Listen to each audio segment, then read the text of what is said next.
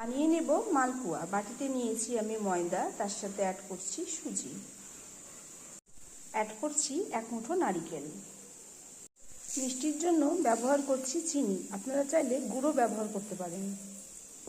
দিয়ে দিব কাজু, কিশমিশ আর চারমগজ। দিয়ে দিচ্ছি 1 চিমটে লবণ। যে কোনো মিষ্টি খাওয়ারে লবণ কিন্তু টেস্ট বাড়িয়ে দেয় অনেকখানি।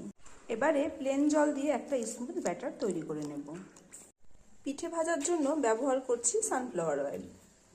মালপোয়া ভাজার সময় ব্যাটারটা অতি অবশ্যই থিক অ্যান্ড স্মুথ মেজারমেন্টে করে নেবেন, এতে করে পিঠেগুলো বেশ ভালো হয়। এবারে আমি দিয়ে দিচ্ছি তেলে এক হাতা করে।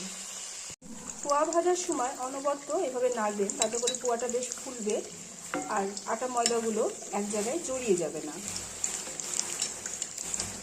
এক পাশটা মনে হচ্ছে হয়ে গেছে, আমি এবার উল্টিয়ে আর এক পাশটা ভেজে নেব। এবারে তেল ঝরিয়ে পিঠাটা তুলে নেব। আমি এই পিঠে ক্ষীরের সাথে পরিবেশন করি, আপনারা কে কীভাবে খান অবশ্যই কমেন্ট করে জানাবেন। আজ এ পর্যন্তই, বাই সবাইকে।